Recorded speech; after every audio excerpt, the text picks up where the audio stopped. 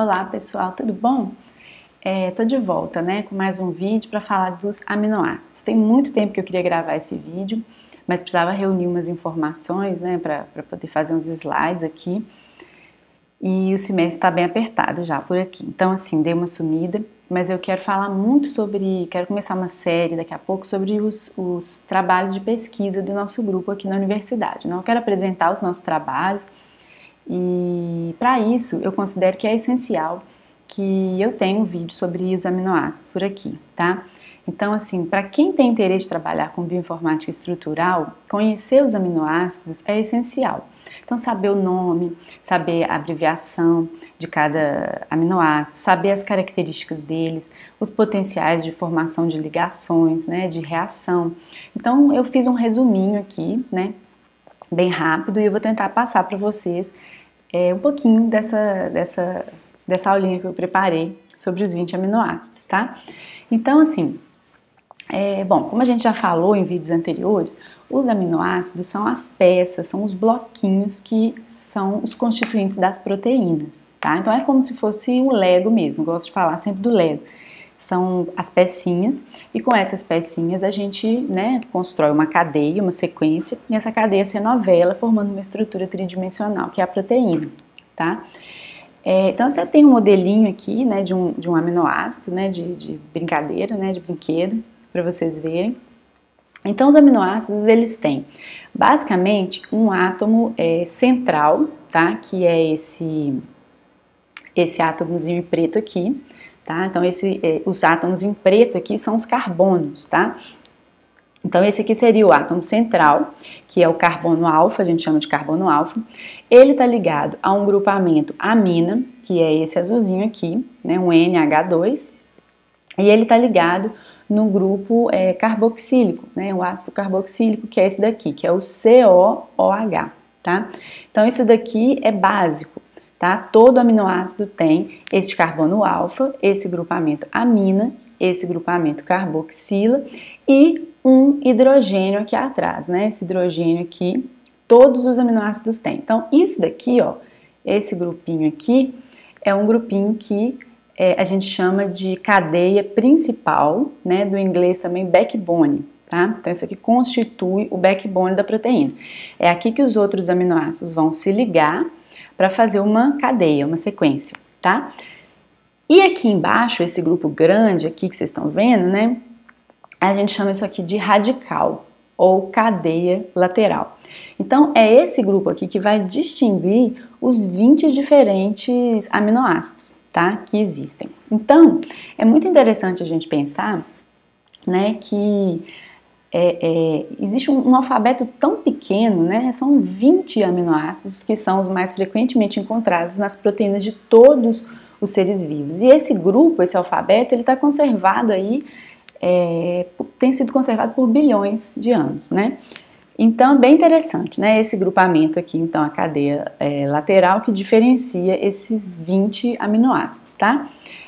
Só por uma outra curiosidade, né? Esse carbono aqui do meio, como vocês estão vendo, né, ele faz 4 ligações, ele é tetraédrico, né? E como esses grupamentos aqui são diferentes, a gente diz que os aminoácidos são moléculas quirais, né? Então existe o isômero D e o isômero L, que na verdade elas são moléculas, né, que uma é o espelho da outra, né? E é bem curioso porque todos os aminoácidos que compõem as proteínas dos seres vivos, eles são aminoácidos do tipo L, tá? Então, assim, é bem interessante isso. Além disso, uma outra questão é que no pH fisiológico, que é o pH 7, os aminoácidos são encontrados frequentemente como íons dipolares, ou seja, esse grupo amina aqui, ele não vai estar desse jeito, ele vai estar como NH3, tá? E o grupo carboxílico, que é o COOH, frequentemente vai estar sem um hidrogênio, ou seja, COO-, tá? Então, NH3 mais COO-. Então, isso faz com que eles, né, reajam mais facilmente. Bom, então assim, o que eu vou mostrar nesse vídeo, né? Então, eu vou mostrar esses 20 tipos de aminoácidos. E eles vão variar bastante, como vocês vão ver, em tamanho, né, em forma carga, potencial de interação, com, né, formação de interações, de ligações de hidrogênio. Bom, eu vou mostrar algumas figurinhas para vocês ao longo do vídeo. O padrão de cores que eu usei para gerar as minhas figurinhas são verde para carbono, tá? Então aqui tá preto, né? Mas a gente usou verde para carbono e azul para nitrogênio, vermelho para oxigênio e branco para hidrogênio. Então é bem padrão essa coloração, tá? Vocês vão encontrar bem frequentemente essas cores que eu usei aqui, tá? Então vamos lá, vamos falar de cada aminoácido. Então o menor aminoácido que a gente pode ter é a glicina, né? Vocês vão ver, vou colocar a figurinha aí. A glicina, ela tem uma cadeia lateral extremamente simples, composta por apenas um átomo de hidrogênio. Então, isso faz com que não seja um aminoácido quiral, é o único aminoácido que não é quiral, tá? A glicina, então, é um aminoácido bem pequenininho, que a cadeia lateral dela é só um hidrogênio. Bom, a alanina é vamos dizer assim, o segundo aminoácido mais simples, tá? A cadeia lateral dela, né, se eu fosse pegar essa enorme aqui, não seria assim, né? Ela seria só um grupo metil. Então é a mesma coisa que eu tirar esse grupo grande aqui, né, colocar só um hidrogêniozinho aqui, que é o metil, né, o grupo metil que é o CH3, isso daqui seria então a alanina, tá? Bom, depois a gente vai ter alguns aminoácidos maiorzinhos aí, né? Então, como vocês estão vendo já as figurinhas que eu tô colocando para vocês, vocês vão ver a valina, né, a leucina, tem um carbono a mais ali na cadeia, uma cadeia um pouquinho maior, e a isoleucina, que aí ela já tem essa bifurcação e numa das pontinhas ela vai ter um outro carbono, né? Então, como vocês estão vendo, são hidrocarbonetos um pouquinho maiores, tá? São aminoácidos compostos por hidrocarbonetos e com uma cadeia lateral um pouquinho maior, média, né? Vamos dizer assim, uma cadeia média. E é bem interessante dizer que, como são formadas por hidrocarbonetos, elas são bem apolares, né? Então, são hidrofóbicas. Bom, um outro aminoácido também que a gente tem é a metionina, tá? A metionina, ela também tem essa cadeia alifática, né? Que é uma cadeia que não tem anel. A cadeia dela é um pouquinho maior e ela tem um grupo tioéter, tá? Que tem um enxofre amarelinho ali no meio. Então é bem interessante, assim, um comentário, né, uma curiosidade, é que do número de elementos enorme que a gente tem, né, na tabela periódica, o número de elementos químicos que existem, as nossas proteínas, elas são compostas basicamente por carbono, muito carbono, hidrogênio, nitrogênio, oxigênio, e enxofre é bem pontual mesmo. Então, por exemplo, a metionina, vocês estão vendo que ela tem aí o grupo tioéter, né, que é o enxofre aí no meio, tá? Então, depois da metionina vem a prolina, tá? Então, vou falar um pouquinho da prolina. A prolina é interessante porque ela tem a cadeia lateral alifática, mas ela é diferente de todos os outros aminoácidos. O que vai acontecer? A cadeia lateral dela, né, isso aqui não é a prolina, é a arginina, mas ela se dobra sobre o próprio backbone. Então, ela faz uma conexão, né? Vocês estão vendo aí o átomo em azul, é esse nitrogênio aqui, né? Do backbone. Ela se dobra e interage com o próprio nitrogênio, como se eu, né, tirasse esse hidrogênio aqui e conectasse aqui a cadeia lateral com ela. Então é bem interessante a prolina porque a molécula deixa de ser essa molécula plástica, né, flexível que a gente tem na maioria dos casos e ela se torna uma molécula rígida, né, ela enrijece ali a sequência. Então a prolina é um aminoácido interessante nesse sentido, né, ela restringe bastante as possibilidades de conformação da cadeia da proteína, tá? Bom, o que mais então aí? Bom, a seguir nós temos aminoácidos maiores, né? Vocês estão vendo que eu vou colocando as figurinhas aí. A fenilalanina, ela tem um anel de fenil, né? Por isso o nome fenilalanina. A tirosina, ela tem um anel aromático aí. E nesse anel aromático, você está vendo aí um grupinho OH, que é chamado de hidroxila. Esse grupo é um grupo interessante porque ele é altamente reativo. Tá? Então esse hidrogênio aí pode facilmente reagir com outras moléculas. Então é bem interessante isso aí para a estrutura e para a função de proteínas. Ou seja, né, é uma peça de Lego aí altamente especial para a proteína. E por fim a gente está vendo aí o triptofano. O triptofano ele tem um anel indol com o metileno. tá? Então, assim, é interessante porque você tem aí, né, 2 anéis fundidos e dentro desses anéis você ainda tem ali um grupinho NH, tá em azulzinho, tá? Então, esses aminoácidos que vocês estão vendo, eles são bem mais volumosos, né? Eles ocupam mais espaço na proteína e tem um volume bem maior e são aromáticos, né? Eles podem fazer aí empilhamentos aromáticos, né? Tem interações específicas que eles podem fazer, né? E legal de ver assim, ó, a fenilalanina, que é esse anel fenil, né, que eu falei para vocês, ele é todo carbono e hidrogênio, né? E ele então é altamente hidrofóbico, tá? Então é uma molécula que é apolar, altamente hidrofóbica. Então, como a proteína fica imersa no meio celular, na água, né, no solvente fisiológico que é água, esse tipo de aminoácido ele é muito provável de ser encontrado no núcleo, no interior da proteína, no core da proteína, tá? Então é bem mais raro você encontrar uma fenilalanina exposta ao solvente, eles tendem a ficar bem empacotados no meio da proteína, tá? Já a tirosina, que tem esse grupo OH, né, o vermelhinho, e o triptofano, que tem o NH, ele é um pouquinho menos hidrofóbico devido a esses grupos que são polares, né? Então, cada aminoácido com a sua característica, né? Eles são bem diferenciados uns dos outros. Agora vocês estão vendo aí a serina e a treonina, né? Todos os dois têm aí o grupamento hidroxilo, né? Que é aquele que eu falei que é mais reativo, né? Potencial de formação de ponto de hidrogênio e tal. A serina, não sei se vocês se lembram da alanina que eu mostrei lá no início, que é um aminoácido pequenininho, ela é uma versão hidroxilada da alanina, né? Então a alanina só tinha carbono, agora entrou aí um grupo hidroxila. Então a serina é a versão hidroxilada da alanina.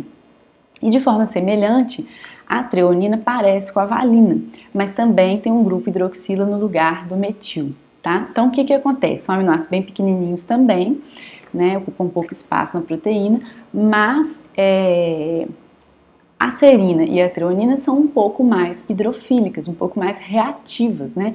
Porque a alanina e a valina são muito pouco reativas, são bem hidrofóbicas. Então, quando você tem aí serina e treonina, já são aminoácidos que vão interagir, né? Vão fazer ponto de hidrogênio, né? Ligação de hidrogênio e tal. Então, agora vemos a cisteína, que é um outro aminoácido que tem o enxofre, né? O grupo sulfidrila ali, ou tiol. E ele é semelhante à serina, né, que a gente mostrou agora, mas a diferença é que ele tem o SH no lugar do OH, tá? E o SH é bem mais reativo do que o OH ainda, tá? É bem interessante porque as cisteínas, elas têm um papel muito importante na estrutura das proteínas.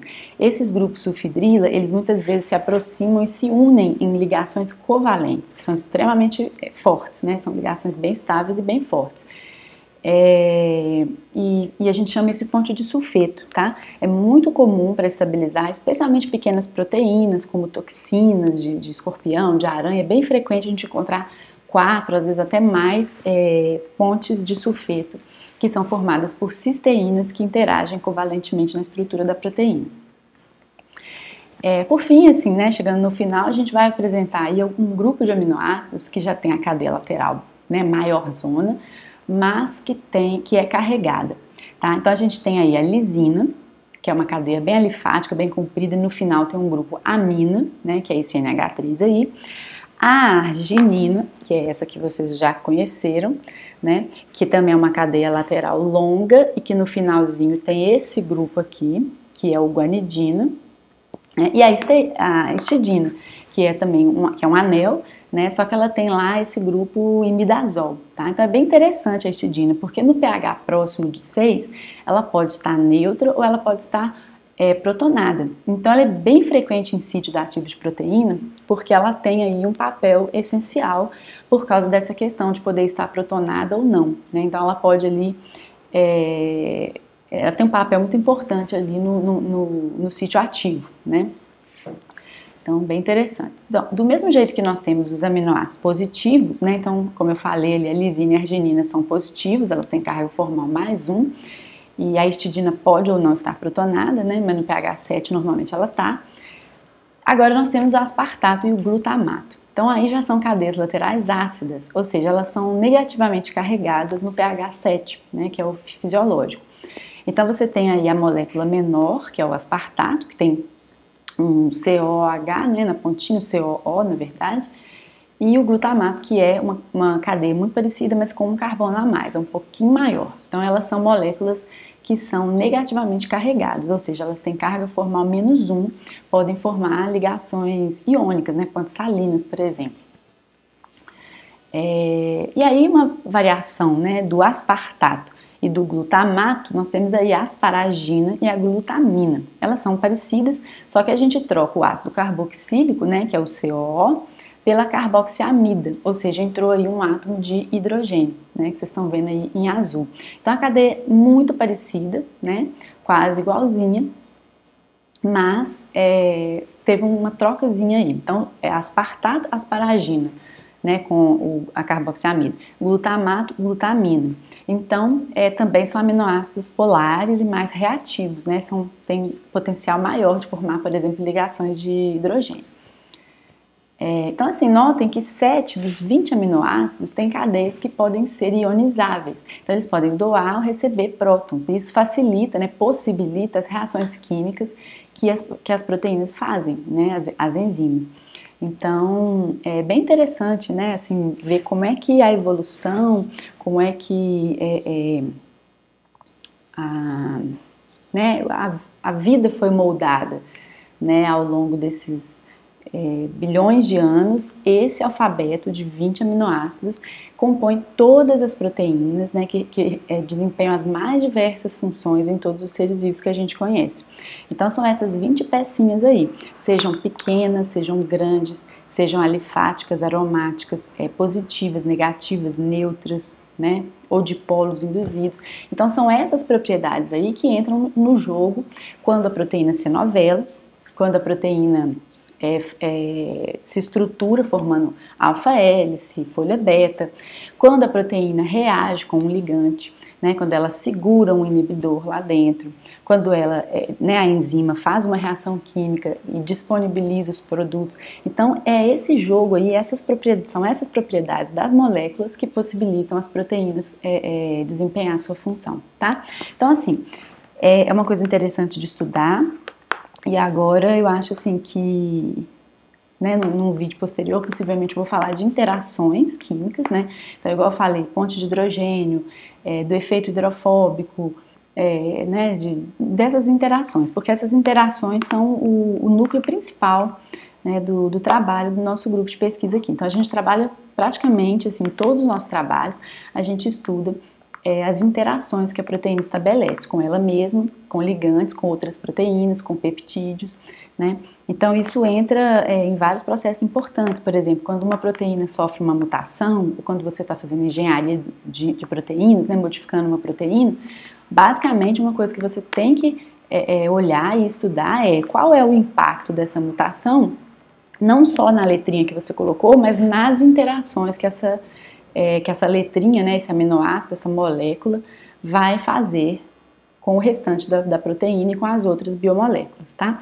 Então, assim, eu espero que vocês tenham gostado desse vídeo, aproveitem esse conteúdo, estudem também, porque a partir de agora, né, quando eu for apresentar outros trabalhos, né, outros vídeos aqui com trabalhos do nosso grupo, geralmente eu vou precisar desses conceitos de aminoácido, tá bom?